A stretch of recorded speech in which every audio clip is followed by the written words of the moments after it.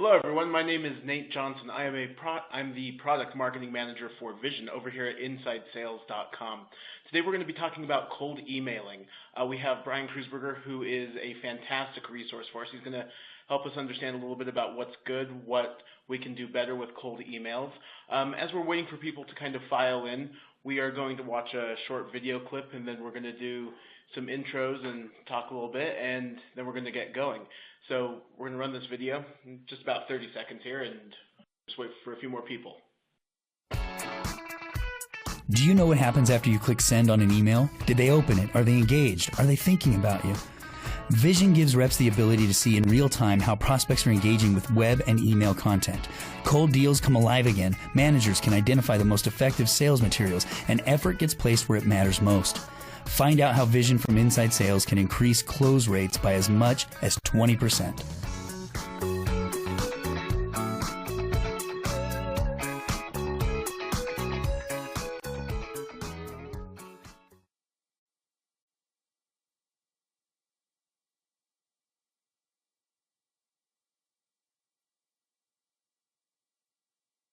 All right. So today we've got myself, and I will be speaking a little bit about Vision. It's our enterprise-grade email and web engagement tracking tool. Vision's a really fantastic tool for cold emailing and getting real deep engagement with some of your prospects as you think about how emailing works. Our main feature today, though, is Brian Kreuzberger. He's the founder of BreakthroughEmail.com, and we kind of like to do something a little bit fun here. What we like to do is let people introduce themselves a little bit. So instead of me reading a boring slide, something I'd like to do is pass it over to Brian here and let him talk about himself. Now, just some quick information about how this is going to work here. This webinar is going to last just about an hour. There's a Q&A box in there. And we'd like everyone to feel free to type in questions as we're going. In fact, if anyone wants to just let us know where you're from, just so we can start to get a sense of who's here and where people are coming in from and just some of the different backgrounds we've got, that would be fantastic. And then we'd like to encourage you to kind of keep track of some action items. There's going to be a lot of really great information, things you can do to tweak your cold emails to make them a whole lot more effective. And then, of course, this webinar is being recorded, so at the end of it, we're going to give you access information to how you can get all this information. So looking here, it looks like we've got quite the collection here. We've got some people from New Zealand. Ian Cooper, thank you so much for joining us. That is really exciting. We've got some Baton Rouge, Louisiana, Spain. My goodness, we have quite the exciting collection here. So Brian, that should be pretty fantastic. Now, we've kind of sprung this on Brian and said, hey, Brian, we'd like to answer some questions about yourself for us. So we're going to see how extemporaneous Brian is capable of being and answering some questions about fun facts about him and telling us why he's an expert. And we're going to let him take it from here. Hey, thanks, Nate. Thanks for inviting me. All right, so this was sprung on me. They did give me the questions about 2 minutes ago. So fun fact, I have done the world's longest bungee jump in South Africa, and it was my second bungee jump that I did that day. It was about the height of the Empire State Building in New York City, which is where I live. And another fact, I can trace my family to 1632 coming to the Americas.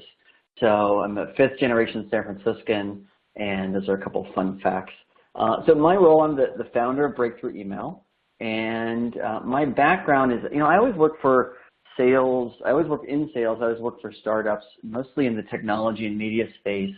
And the reason I'm an expert is I hated cold calling, and for 7 years straight, I did, and I would essentially write cold emails, and as before systems like Vision or any of the systems out there in the market, and I would personalize every single one of them, and I wrote 15,000 individual emails, and it was a labor of love. I wrote a lot of emails in my day, and I always just tested what worked and what didn't, and and since then, we have 25,000 salespeople and entrepreneurs who are using our system and all around the world and getting meetings left and right. And if you're interested, if you want to check out some of our free templates, subscribe to our newsletter, you just go to breakthroughemail.com. How did I do, Nate? I think you did just wonderful. And I'm also just kind of realizing that our webinar producer has slipped in this very same slide for me, so we're going to test my ability at being extemporaneous. A fun fact, I have accidentally lit myself on fire more than once, and more than one ridiculous scenarios. My role here, as I said, I'm the product marketing manager. My experience, so I've been working for about 8 years in different enterprise and SaaS organizations building different software. I used to do product management. Before that, I've actually done kind of a weird number of things. I was a political journalist for a little while. I've done QA engineering, some development work. And in the past year, I've been here at Inside Sales and really helping to shape the message around some of our products and some of the go-to-market strategy. What I'm going to be presenting a little bit later on is about how you can use Vision to really improve your ability to reach out to the customers that are most engaged with you. And you can learn a lot more about that as well on our website, InsideSales.com. So let's do, really quickly, a pulse check and see how many people are actually with us. And if I can get you to just click that thumbs up or thumbs down, and why you would click the thumbs down, I'm not entirely sure, but if you're there, click the thumbs up.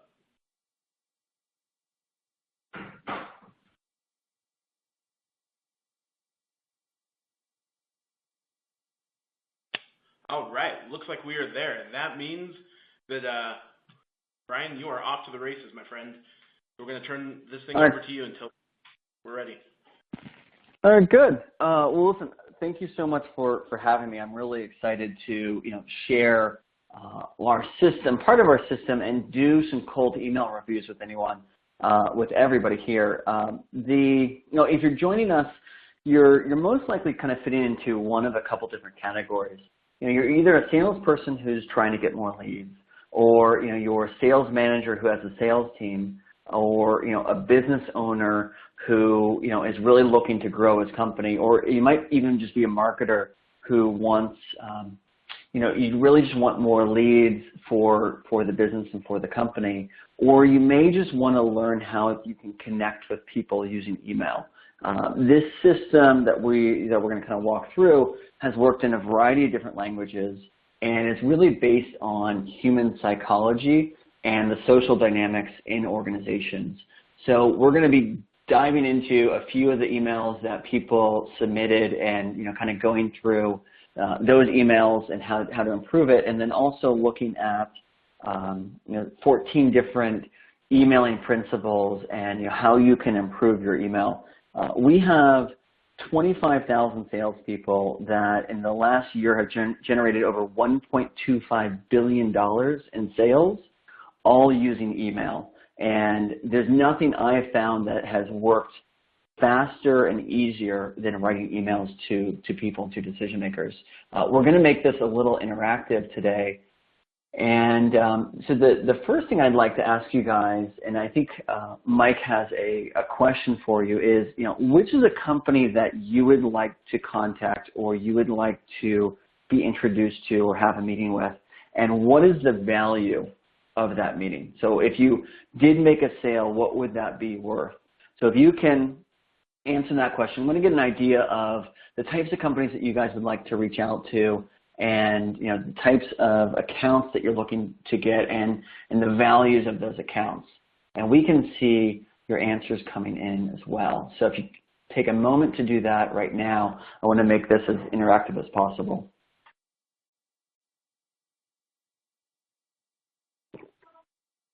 So in the question area, just write that in. Okay, so Eric would like to reach Apple, potentially millions of dollars annually. Renee, the medical field. Alexandria, Tenet Healthcare. Lynn, PowerAid, 10,000. Tenet Healthcare, 70,000. Carolyn Hospital, and there's so many people here that I just get like bursts of people. Ashley Furniture Company, automotive industry, 50,000. Hospitals, large school districts, Ford Motor Company, 750,000. So as you're thinking about who you're going to write a cold email to, just write it down and just keep that in mind as we're kind of looking at the different emails that we're going to be evaluating today. So when it comes to cold emailing, cold emailing is not perfect. I did for years. I cold called, and frankly, I just hated it. And the problem with cold calling was it was always the pickup rate. So people just aren't picking up the phone because they're not at their desk. It goes to voicemail, and they're not returning your voicemails. And frankly, they don't want to receive your calls. Now, the way that cold emailing is done normally is you're not getting very good results. So, your response rate, you may get, say, 10% response rate or 5% or 20%, whatever it is, but the majority of people that you're contacting and writing aren't responding. And we're going to kind of identify the reasons why people aren't responding to these emails and really look at it from the perspective of, the user or the person that you're writing to, and what are they thinking as they're looking at these emails. Now, when I look at the sales process, I actually did this. I kind of had a thought yesterday. I woke up at 5:30 in the morning, and I'm always thinking about this kind of thing. But I kind of break the sales process down into 4 steps. There's a research phase. There is the cold emailing, and that could be cold calling. It could be any way that you get that initial meeting. Then there is your meeting, or it could potentially be a series of meetings, and you might have to do follow-up after that meeting, so it's kind of like a circle there, and then you get a customer. So we're primarily going to be talking about the research phase and the cold emailing today, and the certain mistakes that you're making. But one of the key lessons that you have to really identify is to get the customer, you have to sell to people who are actually potential customers. They have the decision authority at the company to make a decision, and that's really the one important distinction between consumer sales and B2B sales is you can talk to a lot of people in an organization, especially in large companies, who may be influencers but aren't actual decision makers. So it's really important for you to, in your process, to really identify and target people who are decision makers and contact people who can actually purchase from you.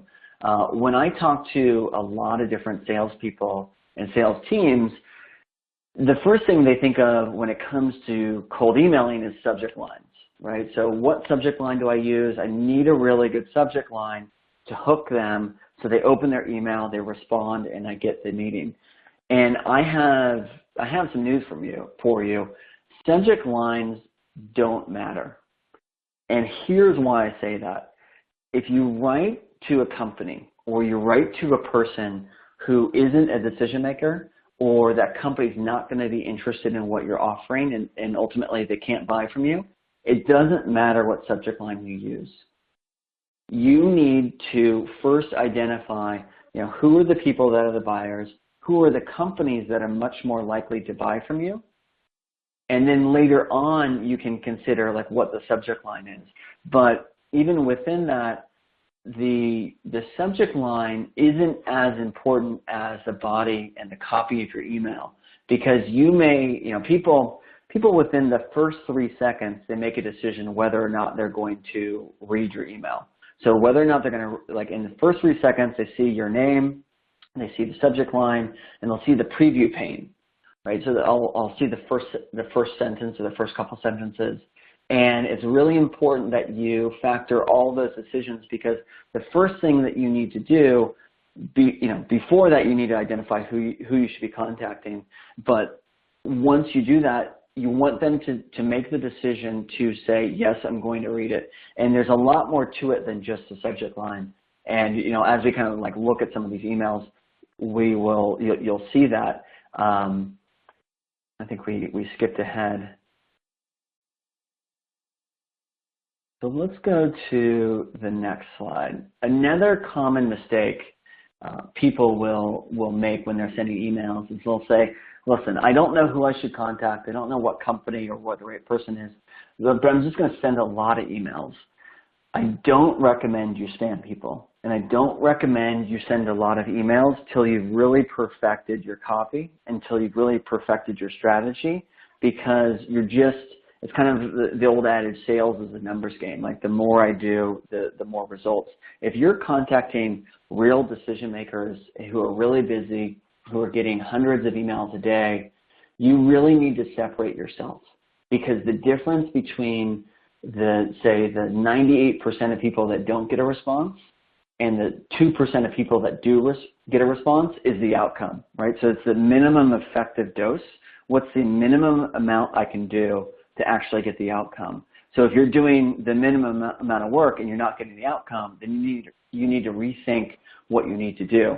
So when you look at why people aren't responding to you, and I think we have a poll. I'm not sure if it's on this slide or if it's on the next slide. But if you think about, let's just see if we have a poll. No. All right, so if you think about your normal emailing, if you're getting a 10% response rate, 90% of people aren't responding to you. And from what I've identified there, so whatever your response rate is, you can identify that. But the majority of people aren't responding to you. So the market's giving you feedback that they're not interested. And it's really for a variety, like for one of three reasons. So first, you're writing the wrong company or the wrong people. That's like a whom do I contact problem. Second is you have the wrong message, which doesn't resonate with the audience or doesn't create an opportunity for them. Or third, you're just copying and pasting the same email template using the same email over and over. And I want to kind of go through a couple of these different emails that were submitted by people. So the first one here, subject line, how doctors are 25% to 35%. I think how doctors are 25% to 35% on their IT. And I think I might have said save 25 to 35% on their IT.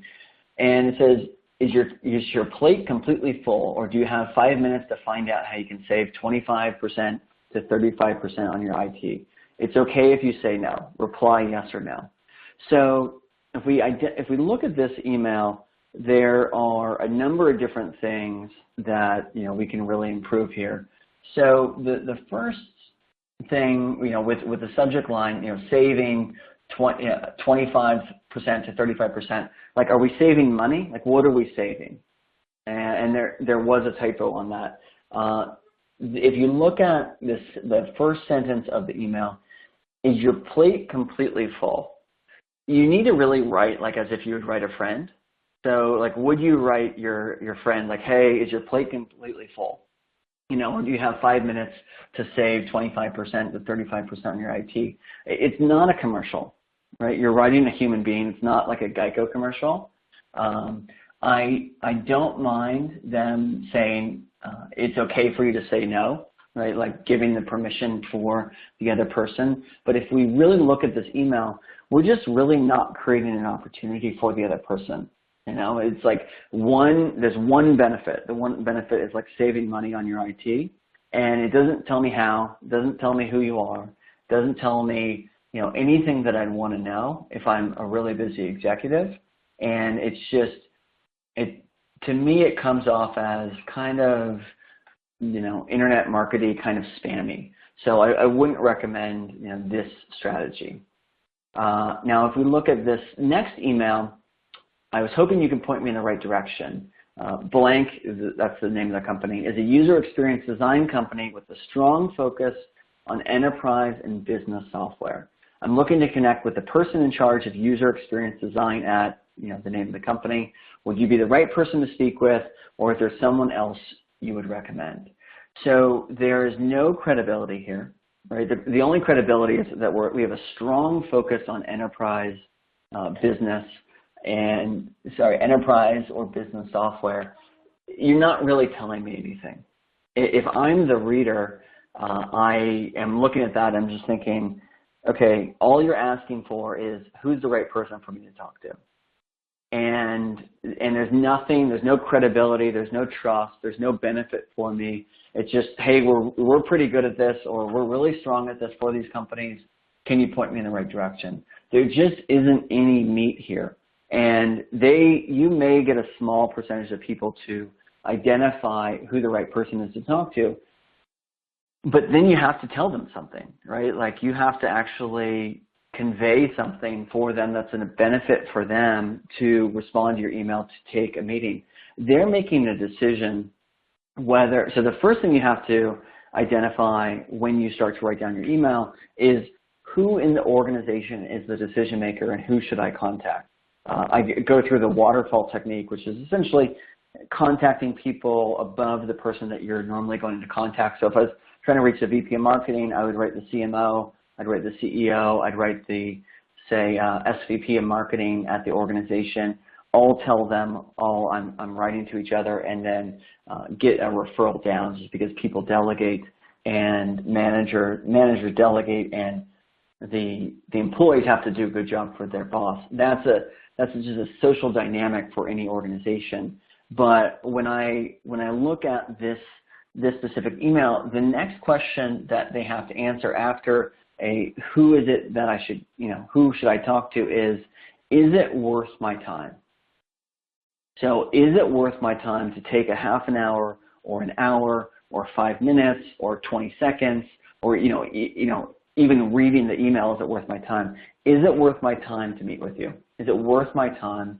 And you have to really look at your email and say, are you answering that question for your prospect? We're going to go through ways in which you can do that, but that is the critical thing that you need to establish for the other person, as you look at as you write your email. So this email, I've left you a voicemail, but I thought connecting through, sorry, I have to expand this presentation for myself. I left you a voicemail, but I thought connecting through email might be easier. I did some research on your company, and I believe that you would be the best person to speak with regarding supplier vendor risk management. Our clients include some of the largest banks and most respected companies in the world who rely on the name of their company to gain an unrivaled visibility of the financial viability of the contractors and vendors they are most reliant on. It's like jargon, right? People will write in B2B marketing, also B2B emails, they'll write this lofty, writing, and they don't speak like they talk. The rule of thumb is write like you speak, or write like you talk, versus saying something like, to gain an unrivaled visibility of the financial viability of the contractors, and even just saying it out loud. That's another technique, is to say whatever you're writing out loud, because your ear can actually pick up where it sounds inconsistent. So when you make it difficult for a reader to read your email, it makes it that much easier for them to hit the delete button. The great thing about email is that you can make all sorts of changes to your email, so the finished product of what they see has had 10 revisions or whatever it may be, and you've had multiple people look at it. So by the time that you get the email in front of the prospect, you get the outcome. So if we look at the second paragraph, traditional supplier risk management solutions struggle to rate private companies. Why does the reader care? I don't know. Ours is the only methodology that offers the same accuracy, depth, and insight into the financial health of public and private companies globally. Furthermore, our ratings are proven to be far more effective than traditional tools such as Blank.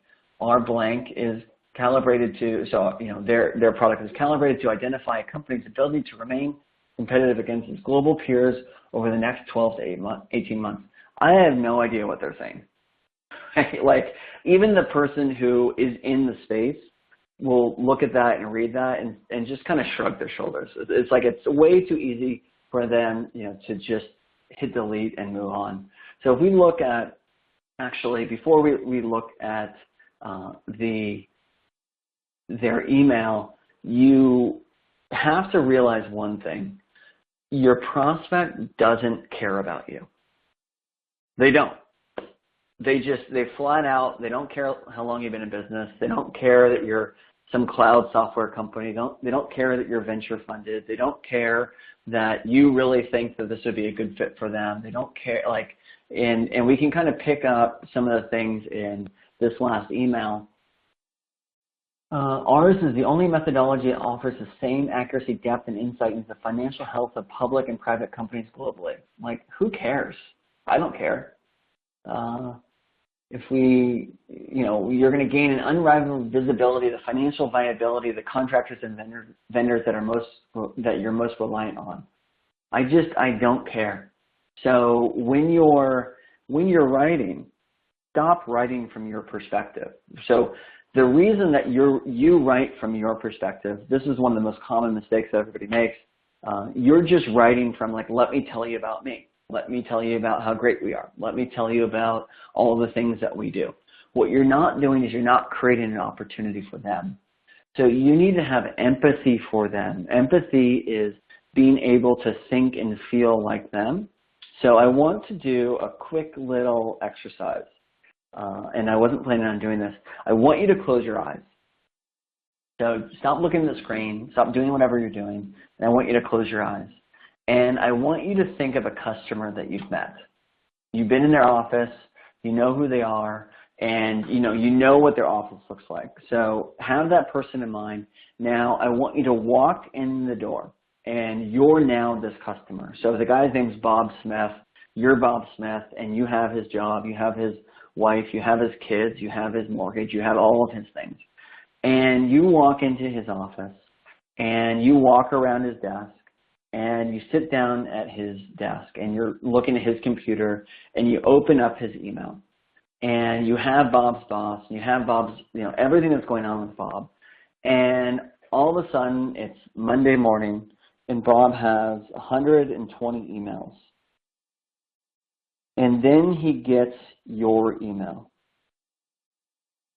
And the question you have to ask yourself is, how compelling is your email? Is it going to elicit a response from Bob? How much of that email is focused on, what Bob cares about? And a better question is, what does Bob care about? What does your customer care about? What are their fears? What are their frustrations? What are their desires? Don't tell me about what you do. I don't care. Your customer doesn't care. Save everyone's time. Tell me about what it is that you can do for me. How have you solved this? What are the things that you solve, and what is the emotional benefit for me as a reader based on what you've done for your other clients? So we're going to do a quick poll here. I want you to tell me what percentage of people are typically responding to your email, and let's take a look at where people are at. So you should see a poll. So are you getting 0%, you're just starting out, you haven't cold emailed? Are you getting 1 to 10%, 11 to 25%, 26 to 50%, or 50% plus? So actually we only have 4 different. I think, do I submit? Right, submit? No, I think you guys hit submit. So give you guys a minute. And Nate, did I do this correctly?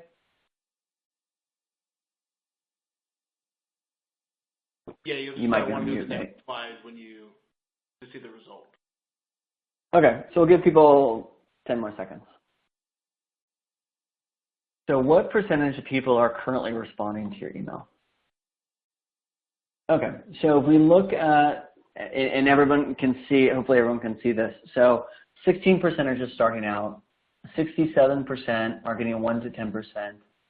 11 to 25% are, 13% are getting 11 to 25%. And then we have less than 3% are getting 26% or more. So 97% of everybody here has 75% or more people not interested in what they're writing. So the majority of people, the vast majority of people that are here, 75% or more of of everyone that you contact is not interested, or even the largest percentage here, almost 67% of people, 90% or more people are not interested in what you're saying. Now, if the one difference between getting a meeting and not getting a meeting is what you put in your email, then if you want more meetings or if you want more leads, then you might need to look at what it is you're actually sending people. I think we have, okay, we don't have another poll. All right, so when we look at that last email that the person wrote, I left you a voicemail, but I thought connecting to your email might be easier. That's fine, right? You'd say that to somebody. It sounds like how you'd actually talk. I did some research on your company, and I believe that you'd be the best person to speak with. No one cares what you think, right? So it's about them deciding that they believe they're the appropriate person to talk to. Next paragraph, traditional suppliers, risk management solutions struggle to rate private companies. Says who? Does the customer believe that? I don't know. But so you don't want it to sound or come off like it's an article, or you're going to be talking about some industry jargon. It's much better off. You're much better off letting them come to the conclusion, and just really think about what your current customers think and feel, not what you think and feel, and don't fall in love with your process. I don't know if I have a lot of time to go through this, but this was a software company that we were working with, and they were cold calling and doing everything that everyone did, and they just were finding out that cold calling wasn't working as well as it used to. They had it's a software company. Their average sale price was about $78,000. They're venture backed, and we started working with them. They had a list of 10,000 companies. We culled that down to 522 companies, because when we're going out and contacting organizations, I'd rather go much deeper to companies that are much more likely to buy from us than just contact a bunch of different companies in the space. If you look at their responses, this is what you should strive for. Or if done properly using our system, we guarantee that 80% of people are going to respond to your email. So they sent 522 emails. They got 428 companies to respond. About half of those took meetings, and about a quarter of those became sales. So if you've identified the right organizations and the right people within the organization, you're going to get about an 80% response rate. About half of those people will take your meeting, and about a quarter of those people will make a sale for you. For them is just over $4 million in sales. I'm going to skip this next one because I want to go through some cold emailing principles for you. So the first thing is fish in the right lake. And the metaphor here is identify a lake where there's lots of fish, they're big fish, and they're hungry for what you have, right? So they want what it is that you offer. They have a need for it. And don't contact people who aren't interested. The second is contact buyers, right? Don't contact a 16-year-old who wants a red sports car. Contact their parents who are actually going to buy the car, and use the waterfall technique and only write people who are going to be the end decision maker and write people above them. The third is target top down. So if your contact is a VP, I would be writing C-level people in the organization to get a referral and get delegated down. The fourth is have empathy. Really think like, I was talking to somebody recently, there's the adage, put yourself in their shoes. So how I think of it is put yourself in their mind and think how they feel. Just really understand what's going on in their world. What do they care about? What are they trying to do? Are they trying to get a raise? Are they trying to get a bonus? Are they trying to leave work early and go to their kid's soccer game? What is it that they care about? And when you write your email and when you edit your email, read it from that point of view. Read it from their point of view, not from your point of view. The fifth is establish credibility. It's really important for you to establish credibility so they know that you're worth talking to. An easy way to do that is tell them some of the clients that you work with. They may not know who you are, but they know some of your clients, so that's an easy way to do it. The next is build trust. So don't have a misleading subject line. Don't have anything misleading in your email or anything that is not going to really establish trust for them. Don't have misspelling. Don't have hard to read sentences. Don't have just don't talk all about yourself. The seventh is personalize your email. So you want to don't copy and paste the same email template.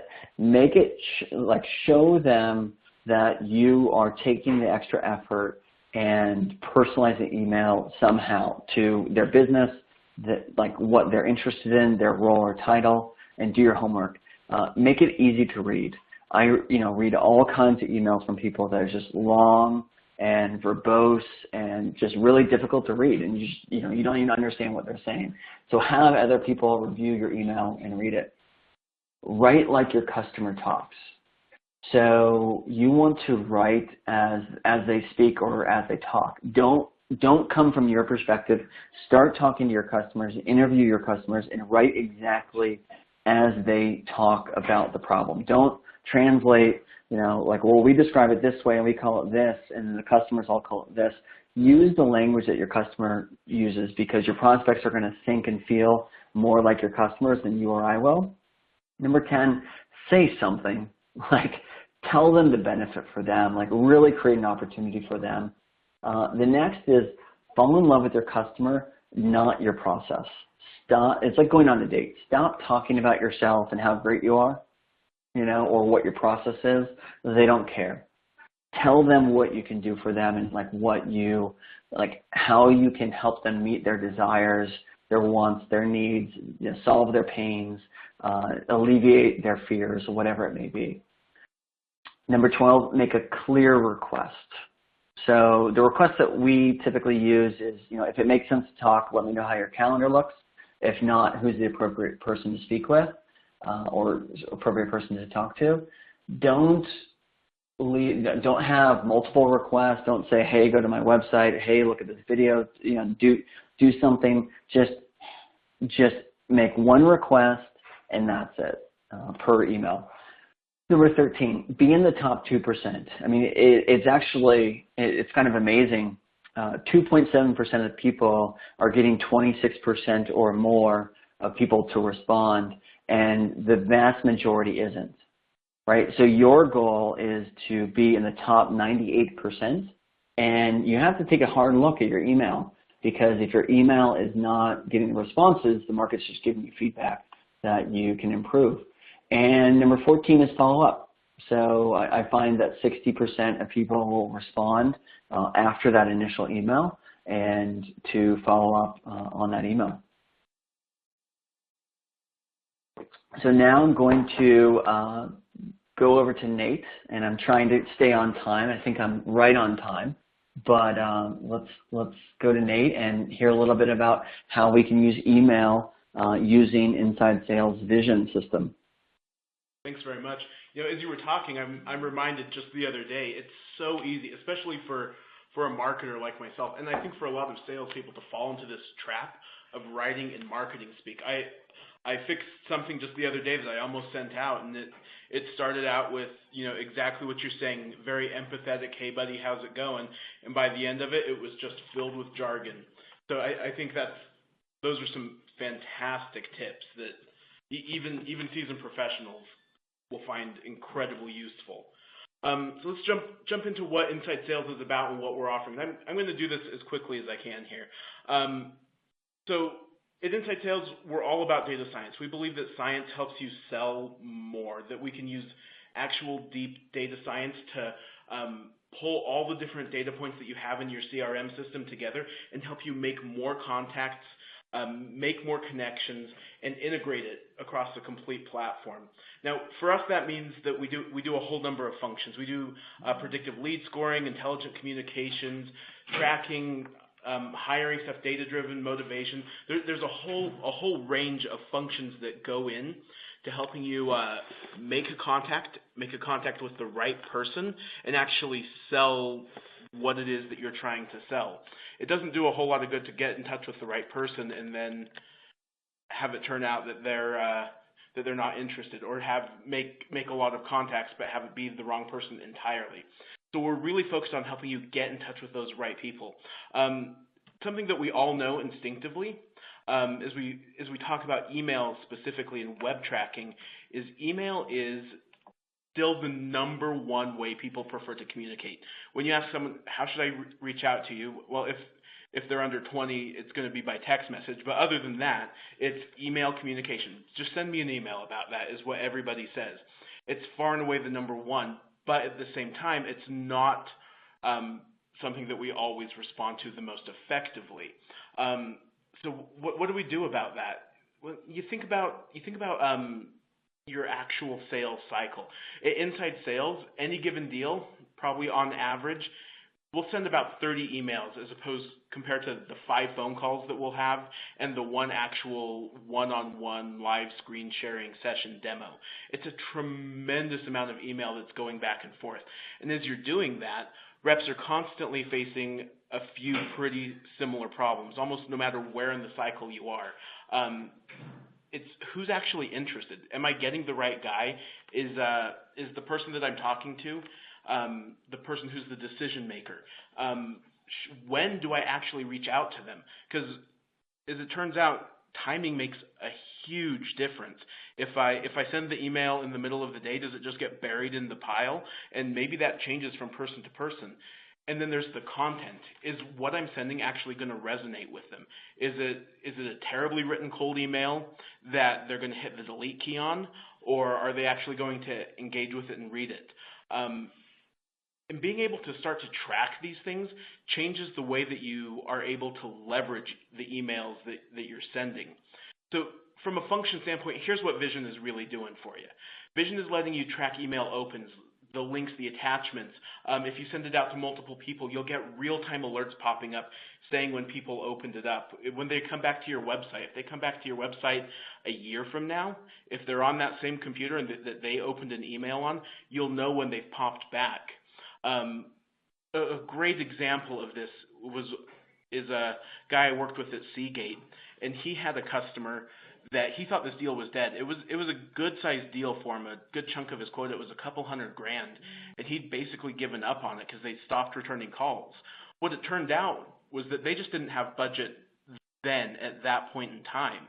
About 2 months later, he started getting Vision alerts popping up again, and you could see the guy was back on the website, had reopened proposals that had been sent, and he called right then and was actually able to re-engage. So it changes the way that you go through your sales motion and your sales process. And that's kind of what I want to do. Is I kind of want to walk through a couple features in email tracking software, what you should be looking for, and then talk about how those might play into sending good cold emails.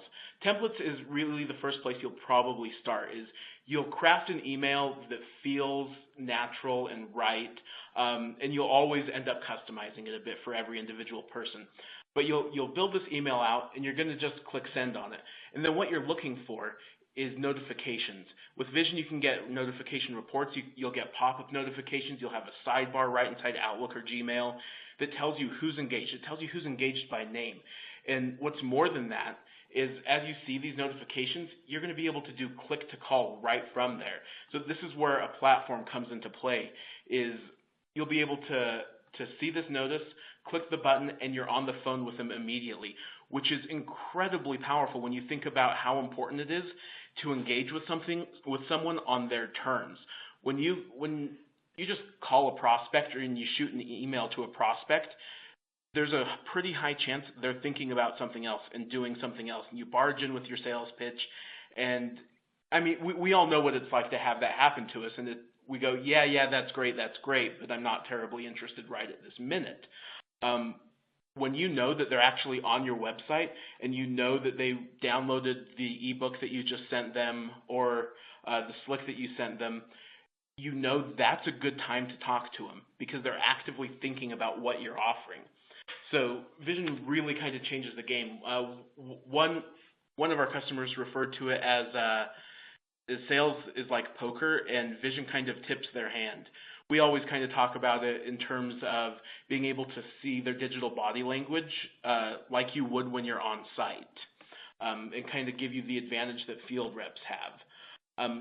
The other really important thing that you get out of this is a tremendous number of reports. And this comes back and it feeds back for Vision. Vision is incredibly data-oriented. A feature that we'll talk about in a minute is scheduling and timing these things.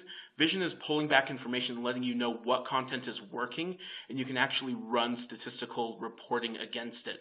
And know that this particular cold email template that you've passed out to your team works.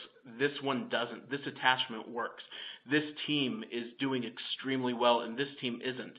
And you can start to dive into the reasons why and hone and get things better and better and better. The other question that people often have, and this one's really interesting, is when should I reach out? So you do a Google search, and this is kind of what comes back, is you should send it at completely contradictory times, is what everybody says. You should send it in the morning. No. Don't send it in the morning. You should send it at lunch.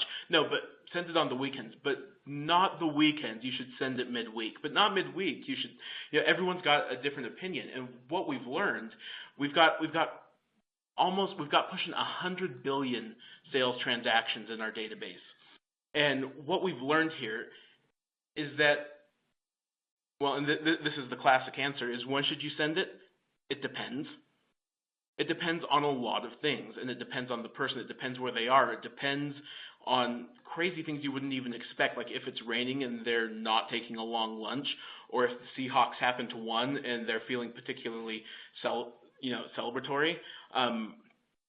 So Vision provides a neural send option and a custom schedule option that will predict when email should go to be most likely to actually be engaged with.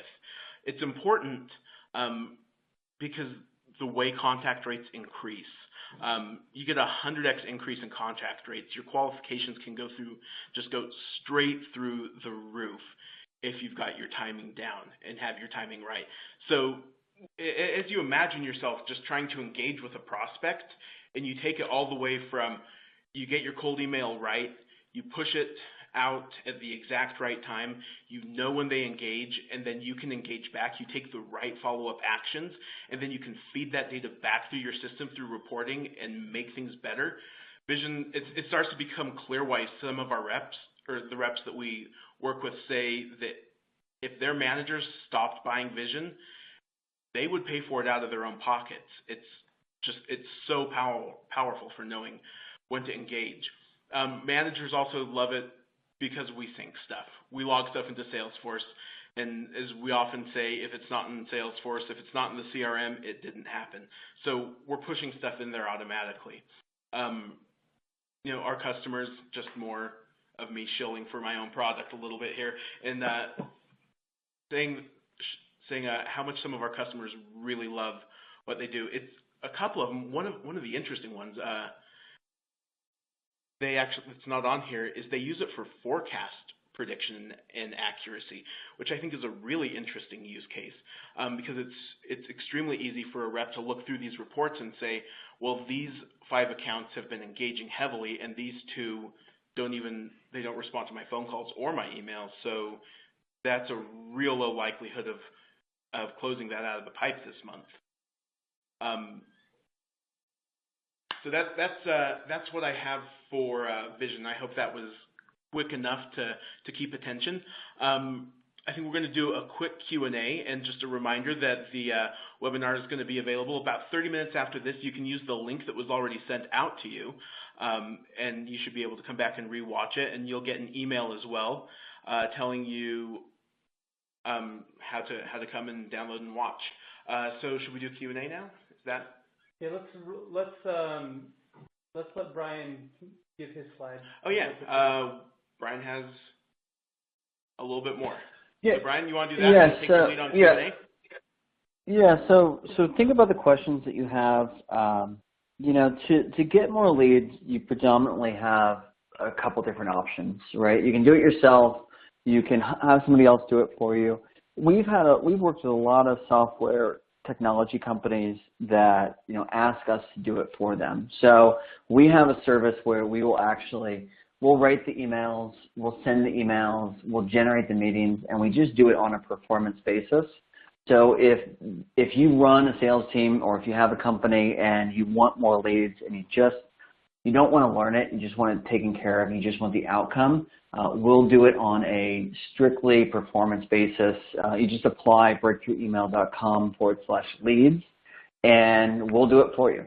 So you pick the companies that you want to contact, the level of the decision makers, and then we'll go out and send the emails for you and get you the meetings.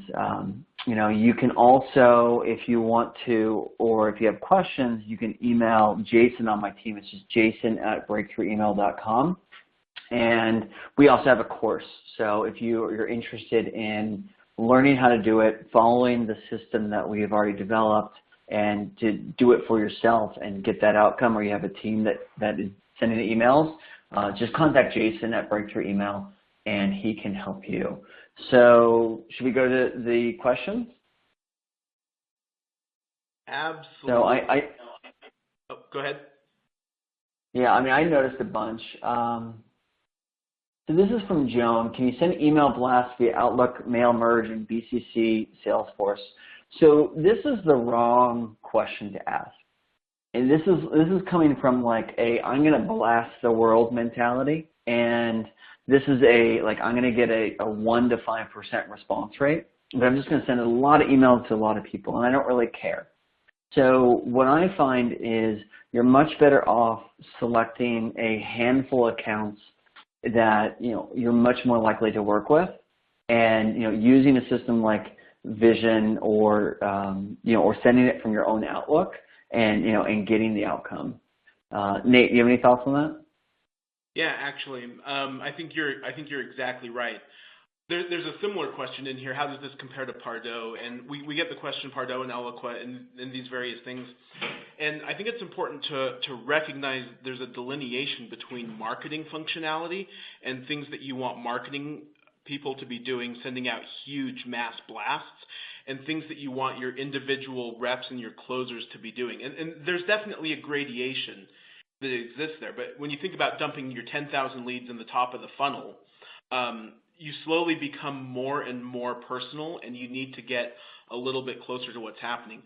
Vision right now, we're adding functionality to allow for campaigns, but even as we're adding it, we're cautioning customers, exactly like you're saying, to be very careful with how you use it. It's a fine line between sending an email blast and sending out spam, and being welcomed in and engaging in a conversation, and being unwelcome and getting an auto delete rule applied to you. So I think you're exactly right that you want to really watch what you're doing, and tools like Vision are really best used for sending very personal emails that help you really drive towards that close. This is a question from David. How do you build credibility without saying what you do or how you help? So in your email, you do want to describe what you do, and you absolutely need to describe how you help them, but describe it based on the outcome that they receive, not like all the intricacies of what you do, right? So if I were to describe what we do to somebody based on the outcome, I would say, we help sales teams find more leads and increase sales, right? So those are the outcomes. Now, we do it through our cold emailing system, whether we send the emails for people or, we train them to do it. But I'm describing the outcome that the reader would receive, and I will include a sentence on how it works, because somebody will want to know, but don't have 80% of the email talking about how it works and not covering the benefits to them. And you want to make it simple, stupid. Like, you want to you want to actually, because we think in pictures in our mind, so if I say the word apple and ask you to envision an apple, everyone here has, red apples and green apples and black and white apples and apples on a book or, whatever it is.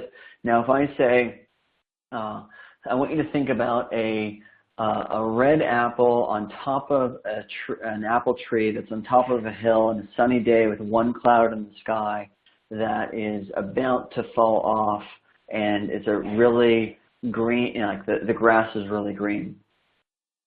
Everyone here, whether you wanted to or not, you just created a picture in your mind of that scenario.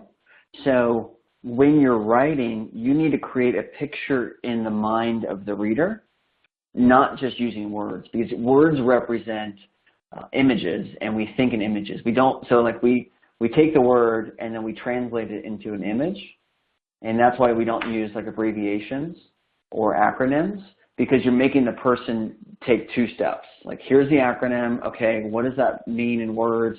Okay, what's the image of that? So just be really, like the word choice and the words you use, just, it just makes a difference. Nate, you want to take the next one?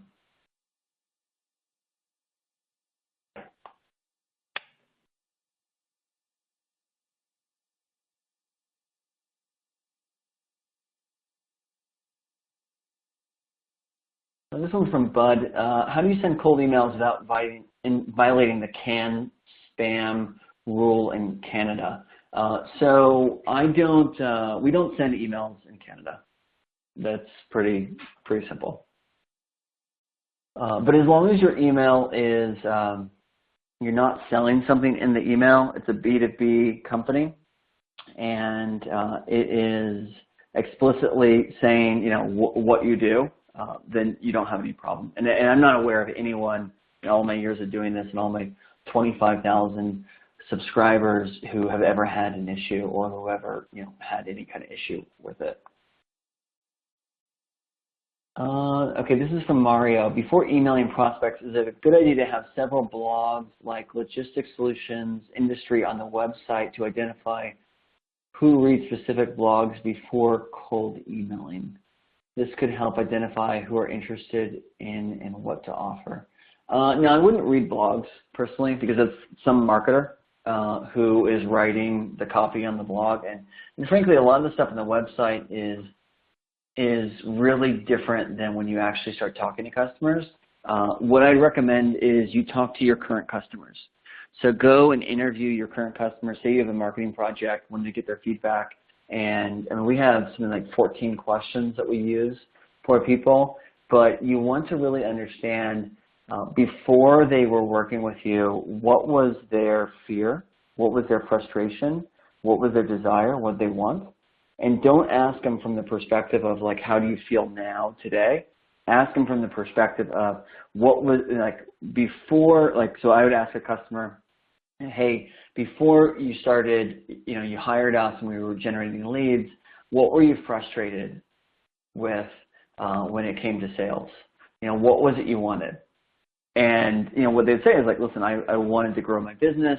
I wanted more people interested in what we offered. I wanted to earn more money. I want, like, whatever, what was it? I was frustrated because I hate cold calling. I was tired of rejection. I was tired of tire kickers. Like, these are the actual words that people will use, when we interview them. So, but the key is understanding how they felt before you were working together, because your current clients, the way that they feel, the way that they did feel has changed. Like now they like it because you built a relationship and you're dependable and you really, they've had all these outcomes, but you really want to zero in on like the emotional benefits and frustrations that you're solving.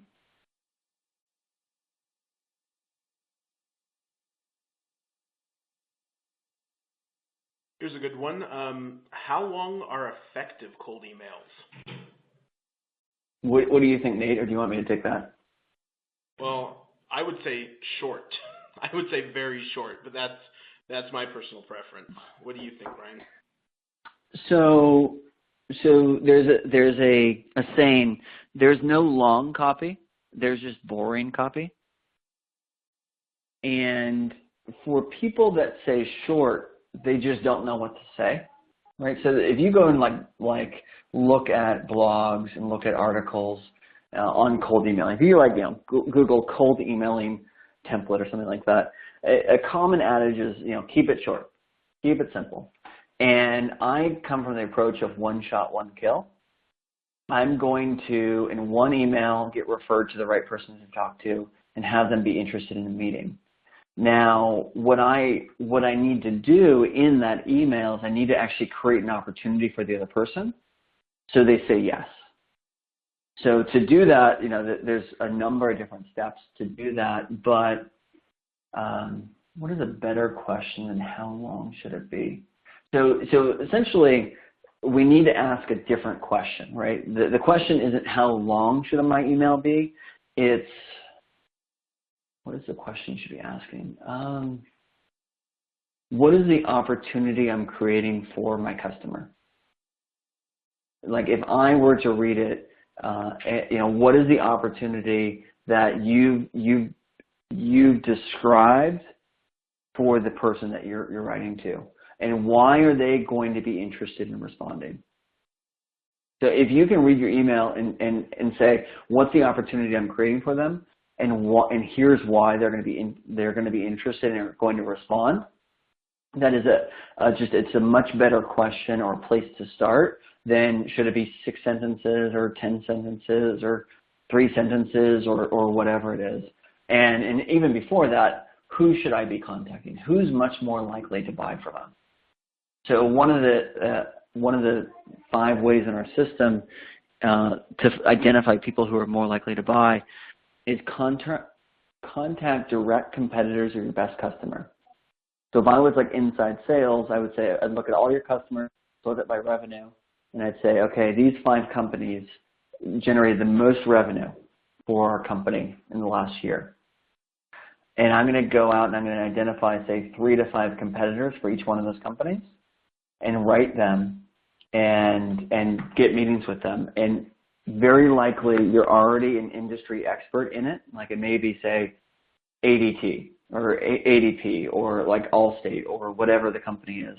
And if I'm contacting Geico and I have a customer that's Allstate, I'm probably solving a need that they have in that market for that type of company.